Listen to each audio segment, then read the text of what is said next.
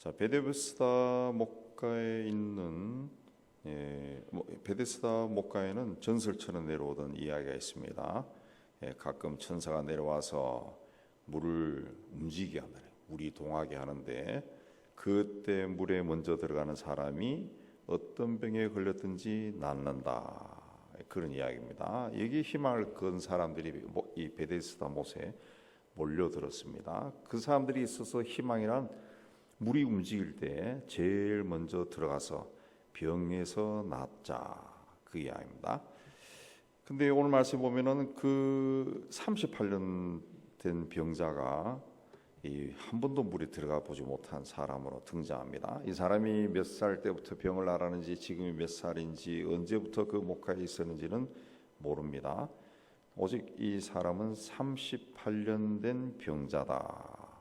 이 38이라고 하는 숫자는 성경에서 어떤 숫자입니까? 출애굽해서 이스라엘 백성들이 약속의 땅에 들어가지 못한 채 방황한 해가 이 38년이에요. 신명기 2장 12, 14절에 보면 가데스 바네아에서 세렛 시내를 건너기까지 38년 동안이다 그랬습니다. 가데스 바네아가 어떤 곳입니까? 출애굽해서 모세가 가나안 땅을 앞에 와서 정탐꾼을 보낸 땅이 가데스 바네아입니다. 정탐꾼을 보냈을 때 정탐꾼들이 돌아와서 여호수아와 갈렙만을 제외하고 부정적인 보고를 해서 하나님의 진노를 사서 그들이 다 약속의 땅에 들어가지 못했습니다. 그래서 광야에서 그때부터 38년을 방황합니다.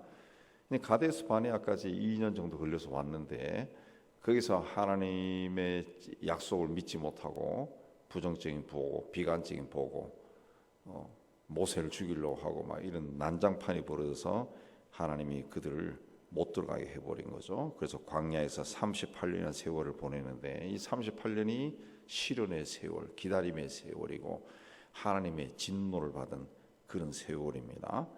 이 38년 된 병자도 바로 그 38년 동안 고통 속에 기다려온 세월, 기다렸죠. 고통 속에 긴 시간을 언젠가는 나을 수 있다, 언젠가는 가나안 땅에 들어간다, 그 희망을 품고 살아온 겁니다. 근데 베데스다 목가에서 정말 병이 나아서 집으로 돌아간 사람이 몇 명인지 모릅니다. 얼마나 되는지 모릅니다. 어쨌든 그곳에는 행각, 쉽게 얘기하면 지붕이 있는 그런 주랑에 5개가 있었고 많은 병자가 누워서 물이 동하기를 기다렸다. 그 3절로 누워 있었다. 근데 3절을 보면 어떤 사람입니까? 맹인이고 병자고 맹인이고 다리 저는 사람, 혈기 마른 사람들이 하나같이 누워서 물의 움직임을 기다렸다. 이 혈기 마른 사람은 중풍병자입니다. 중풍병자. 이 사람들이 기다렸는데 만약 물이 움직였다, 그럼 이 사람들이 보고 들어갈 수가 있을까요? 앞을 못 보는 맹인이 물이 언제 동하는지 어떻게 볼 수 있어요? 다리 저는 사람이 몸을 못 움직이는 중풍병자가 어떻게 그 많은 사람들 중에서 제일 먼저 못으로 뛰어들을 수 있느냐? 여기 또 38년 된 병자도 있습니다. 이 사람이 어떤 병인지는 모르지만 6절을 보면 이 사람도 누워 있었다. 언제 물이 동할지 모르는데 달려갈 준비를 해야지 누워서 기다리다가 어떻게 들어갈 수 있어요?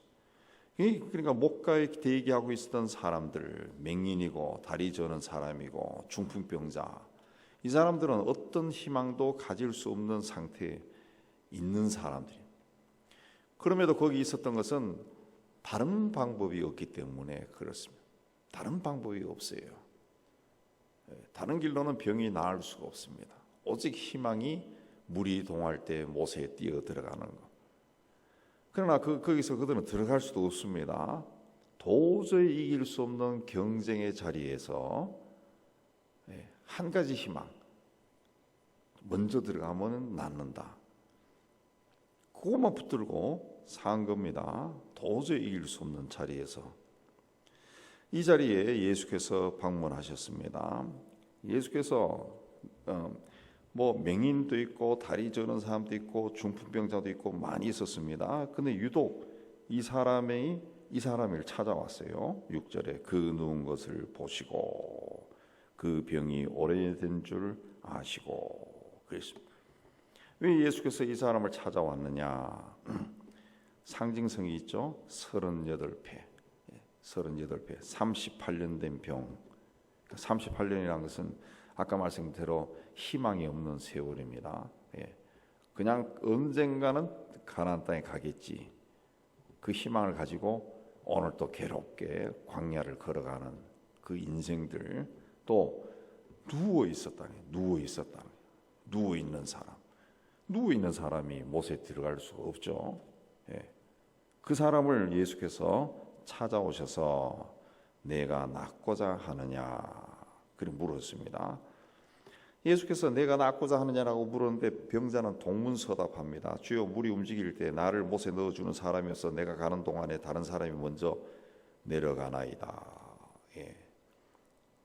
다른 사람이 먼저 내려갈 수밖에 없죠. 누워있는 사람이 물이 동했다 그러면 못 주변에 있는 사람들이 소리를 지를 것이고 그 막 풍덩풍덩 들어가는 소리가 들 것인데 그제야 몸을 추스르고 일어나서 어떻게 갑니까?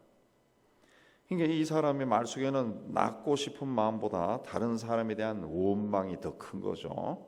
처음에는 그도 낫고 싶은 마음에 그 못을 찾아왔을 겁니다.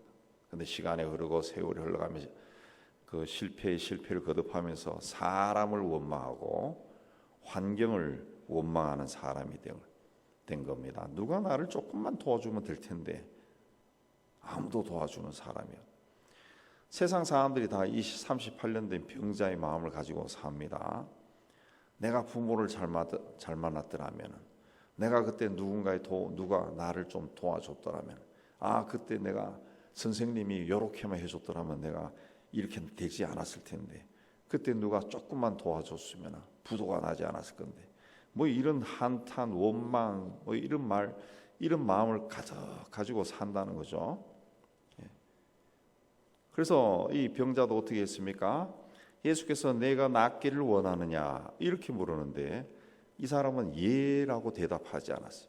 예라고 대답해야 되는데 예라고 대답하지 않고 오랜 세월 동안 자기 마음에 담아뒀던 그 원망, 분노 그것만 쏟아내는, 도와주지 않았던 사람, 자기를 버린 가족, 또 38년 된 병, 여기에 대한 막 이 분노가 꽉 차서 그게 터져버린 거죠. 그러나 이 병자에 대한 예수님의 질문은 명쾌합니다. 무엇을 원하느냐? 내가 뭘 해줄까?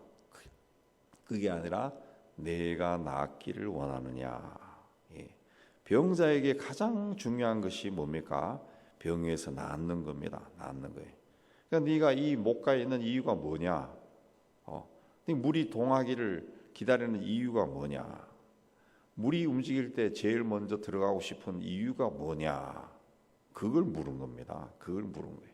근데 병자는 엉뚱한 대답을 합니다. 엉뚱한.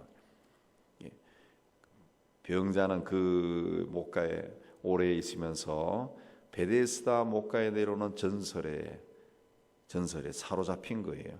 물이 동할 때 제일 먼저 들어가야 낫는다.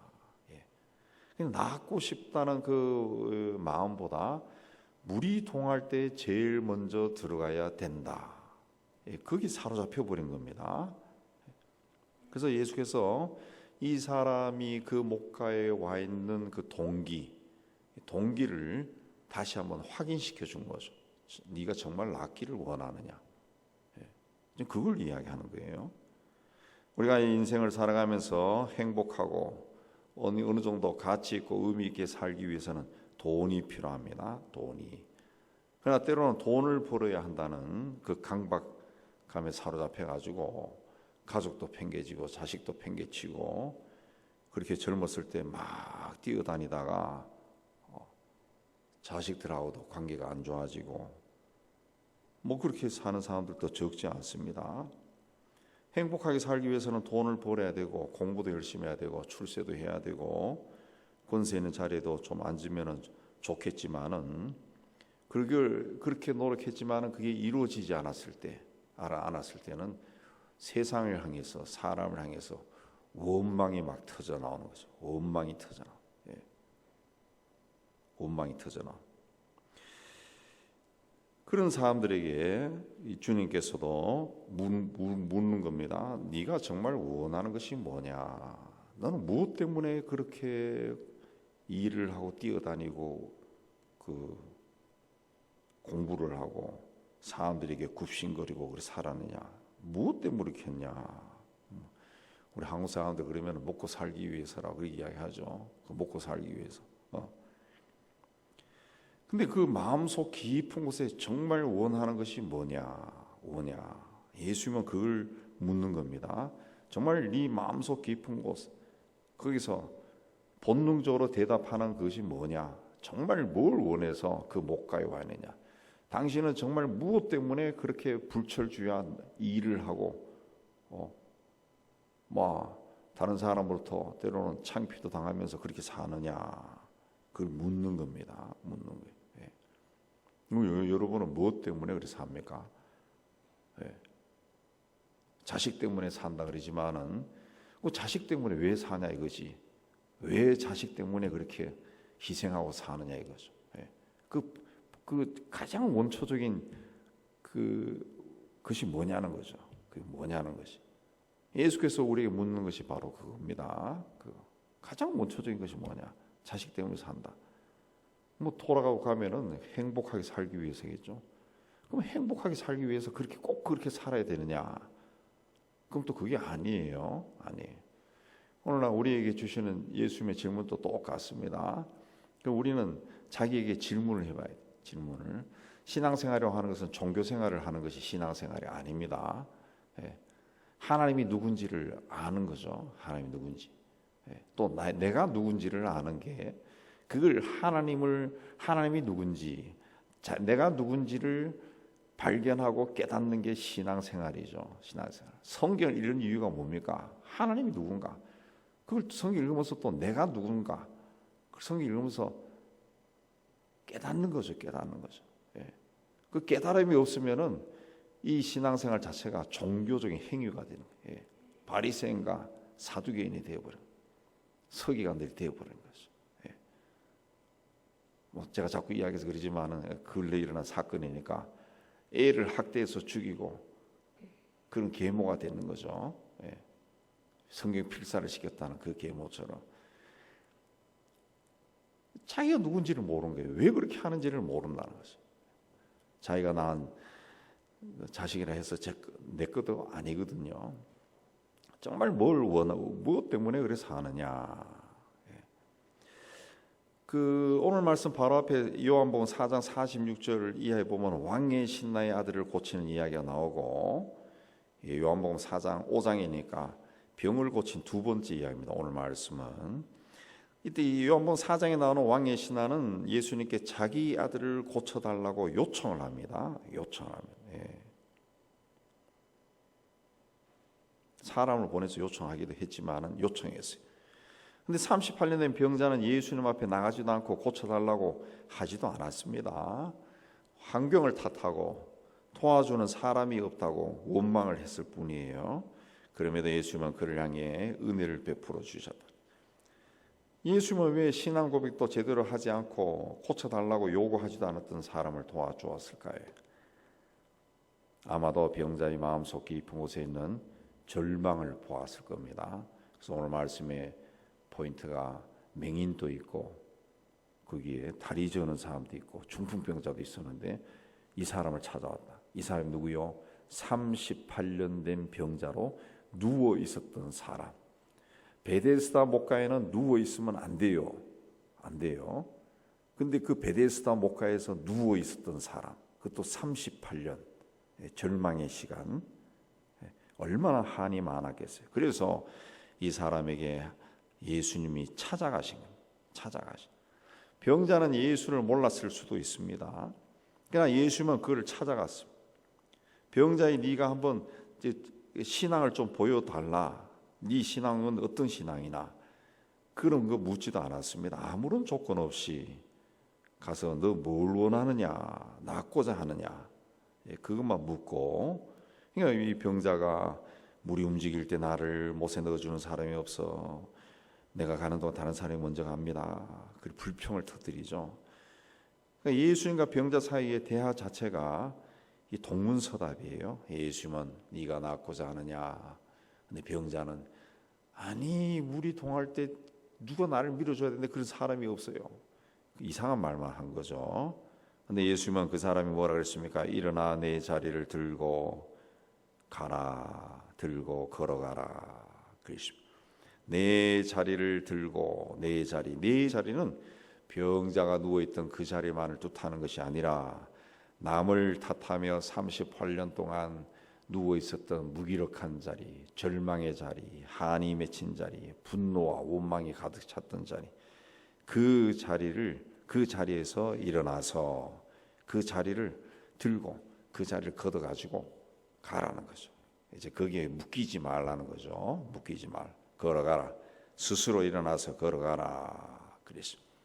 이 사람은 38년 동안 누워 지냈던 사람, 걷는다는 거 생각해 본 적도 없습니다. 그런데 말씀이 병자에게 들어가는 순간 일어나려고 합니다. 그러니까 그때 몸에 힘이 느껴지고 다리에 힘이 들어가는 것을 느낄 수 있었어요. 기적이 일어난 거죠. 하나님의 말씀은 살아있어서 관절과 골수를 쪼갠다 그랬는데 말씀이 몸에 들어가는 순간, 그 삶의 말씀이 들어가는 순간 기적이 일어난 거예요. 말씀이 그를 일으켜 세운 겁니다. 우리도 때때로 내가 이 자리에서 일어나야지 라고 결심을 합니다. 그러나 결심만으로는 일어날 수가 없습니다. 내 의지만으로, 내 능력만으로 일어날 수가 없어요. 아무리 결심하고 결심해도 나를 38년 동안 올가매고 있는 그 굴레로부터 벗어나기가 힘듭니다. 말씀이 우리 안에 들어왔을 능력이 될 때 일어나 걸으라고 주께서 말씀하셔서 그 말씀을 내가 믿음으로 받아들였을 때 말씀의 능력으로 역사하는 겁니다. 여러분의 혹 38년 동안 여러분의 마음을 억누르고 있는 그런 것들이 없습니까? 한이 맺힌 것, 절망, 또 괴로운 것, 그런 것이 있다면은 주님은 그 자리에서 우리를 구원하실 수 있는 분이라는 것을 믿으시기 바랍니다. 주님은 우리를 살리는 분입니다. 말씀으로 우리를 살리는 분이에요. 말씀. 그래서 말씀을 우리가 많이 읽고 말씀 속에서 말씀이 움직이는 것, 말씀을 받아 아멘으로 받아서 말씀이 나를 치유하는 그런 역사가 일어나야 돼요. 이 말씀이 우리에게 희망이 됩니다. 주님은 오늘 또 말씀합니다. 일어나 내 자리를 들고 걸어가라. 이 말씀으로 기도의 자리에 나가시고 또 능력으로 임하시는 주님을 만나는 여러분 다 되시기를 주님의 이름으로 축복합니다.